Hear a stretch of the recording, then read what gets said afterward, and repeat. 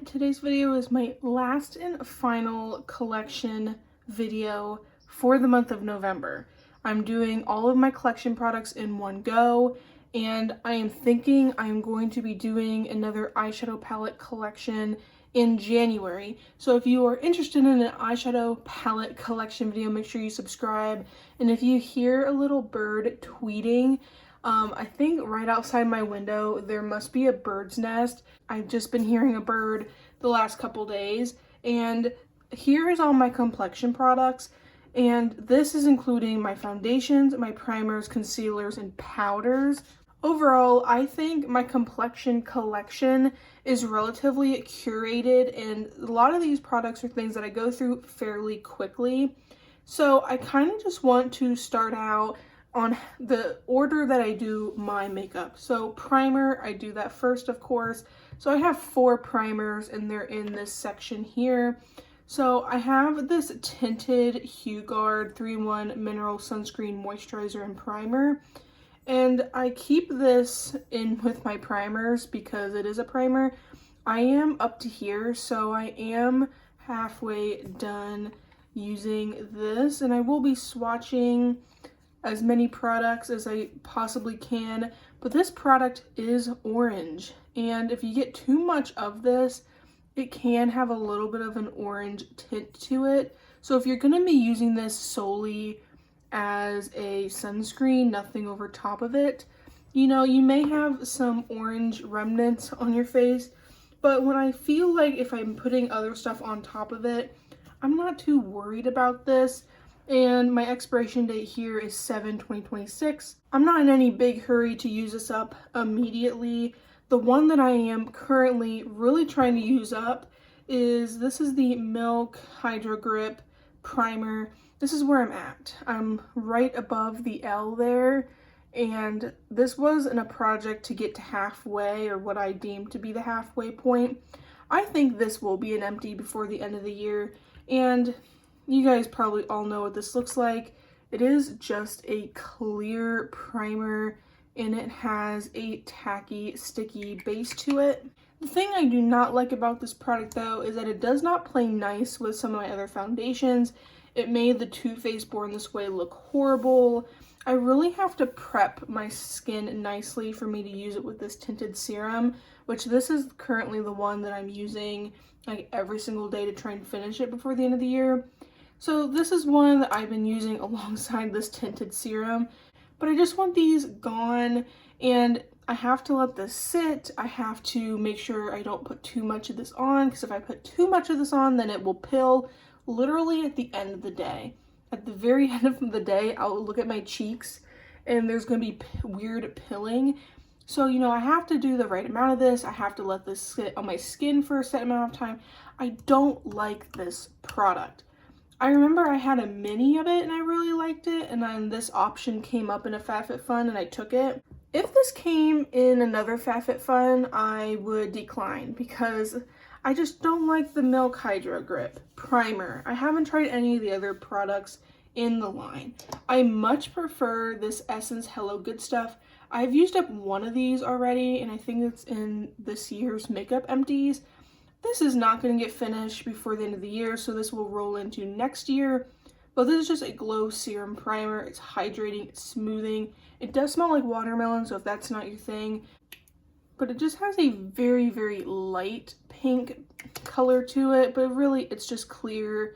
I think it is so hydrating. I really like it. You do go through it pretty quickly, and I like to use 2 to 3 pumps every time I use it, so it probably lasts me about, I don't know, probably 2-3 months. Like, this will be an early empty next year, but I really do like this stuff, and it's relatively affordable. Like, it's Essence, it's going to be affordable. And then this product is the last product that I would deem in my primer category. This is the L'Oreal Lumi Glotion in medium glow. I think I'd like this better if I got a light glow option. I got this in a kit from Ulta, and I thought maybe I would really, really like this, but this as a whole is just really, really dark for me. So what I feel like for this one is it would be beneficial for me to use in the summertime under my foundation or even mixed in. If I feel like I need to use it, I'll mix it in with my foundation. It'll probably make it a little darker, and then I would just use my white pigment to make it light again. That's probably how I will use this.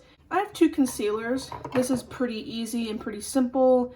I like to have 2. So these 2 are ones that I have repurchased, and the Makeup Revolution in Real Life Filter Finish. My shade is in C3. I love this concealer. I think it is a really nice concealer, and I kind of wanted to swatch stuff so then you would be able to see them in comparison. So this is a part of the Cool range. I feel like this matches really, really well on my face, and I just really like this formula. I repurchased the Wet n Wild Incognito. It's the All Day Full Coverage Concealer, and this one is in the shade Fair. The colors on this specific product is a little weird, so it's very light compared to the other one, but I use them interchangeably. Like, I really don't care all that much, but this is a really nice concealer from the drugstore, very affordable. I also would repurchase the NYX, I think it's called the Bare With Me concealer serum. I do like that one too, but these 2 are just cheaper overall than that NYX one. And I do concealer before foundation. So then you get into the foundations, and I already told you guys that I am trying to finish this tinted serum. I'm about down to like here on it right now. You do have to shake this, so I do shake it every morning, and I don't want to put a whole lot on my hand, but I have the shade 002N. So it looks a little yellow on the swatch. I don't think it looks bad on my face at all. It's what I've been wearing every single day for whoever knows how long. So the color to me isn't really that bad. It blends in, it looks really nice. This would not be a repurchase for me. I still have not found my perfect foundation, and I really need to soon. So this is like light to medium. I would say closer to medium coverage. I think it looks really nice on the skin. It's just that it's not my perfect foundation. Then I also have this Clover, the Skin Is In Serum Foundation. So this is in the shade 1. I think this looks really nice. But my issue is, and this is probably about halfway gone too, but my issue with foundations is like I'll like them until I don't like them anymore. And I'll use them, and I really like the tone of this one. I like the tone of this one so much more than the Catrice one. Also, medium coverage is my go-to. But my problem with foundation is that I will like them until my skin just rejects it, and it'll eventually get to the point where my skin does not like it anymore. Like the one foundation from e.l.f., really loved that one when I first tried it, but the longer I used it, it's like my skin was like, yeah, we don't like this very much. So, you know, it would break down weird and all this good jazz. So, you know, these are 2 that I'm working on. I still have not found my perfect foundation. And the last like foundation I have, actually that is a total lie. Let me get out this cushion foundation. I have this too. But my last open foundation is this Too Faced Born This Way Undetectable Medium to Full Coverage Foundation. I have the shade Snow. I got this at a CCO. Color-wise, I definitely still prefer the Clover. It just looks more gray, and I do prefer a little bit more of a gray toned foundation. I feel like that is what these brands need to understand. Our skin has a grayness to it, and it's more beneficial to have something with a little bit more gray. I only have tried this a few times, and half of the time I used it with this primer, and it looked horrendous. So I don't really want to make any claims on this foundation until I use it more, but everyone seemed to love it back in the day. But I also do have this Jungsemul, and I'm sorry if I did not pronounce this correctly. It is the Essential Skin Neuter Cushion? I don't know. It's the light pink broad spectrum SPF 30. It expires 07/2026. So this one is just a cushion foundation. It has a cushion on it, and you open up and you would have your cushion here. I have this still sealed. I have used one of these before. My friend gave me two from her like PR box. This barely took any time at all to finish because it is a cushion foundation. I remember liking it. I think it was so inconvenient to use the latter half of the time that I was using it. When you first get it, it's super convenient. Like, you just put your sponge in and put it on your face. But after like a month or two, not even 2 months, I don't think, it was getting extremely difficult, and I'd flip the cushion both sides. It was a little bit annoying. I don't think cushion foundations are for me, but I'm not going to swatch this one because it is sealed and I like to keep it sealed. And then I keep this with my foundations, and as you can see, I'm about halfway done with this. I have this LA Girl Pro Color Foundation Mixing Pigment. It's because I kept finding foundations that were too dark for me. I am very pale in nature, so it's just a white foundation. It's honestly, you know, not going to be that different to a normal white pigment of some kind. I think this is a really nice product. I think it's a very convenient product to have, and they also have a blue one. I think they have some other colors, but the white one is really what I would need or want. I don't think it really disrupts the formula of the foundation you're mixing this into. I've had this for years as well, so it wouldn't surprise me if it's technically expired, but I like to have it for when, I like to have it if I get a foundation that's a little too dark. Maybe I'll have to mix it in with the Born This Way. It just looks a little orange, but I swear to you, when I put it on my face, it doesn't look that bad. It actually looks pretty decent. And like this one just looks really yellow, but when I mix it in, it doesn't look that bad. But of course, the one that looks a little bit more gray is gonna look the best out of all three of them. This Sydney Grace product, this is technically a powder foundation. It is in the shade BU4, and I really wanted to try powder foundation. And honestly, I really like to have a powder foundation because they're just so quick and convenient to have. This is that shade.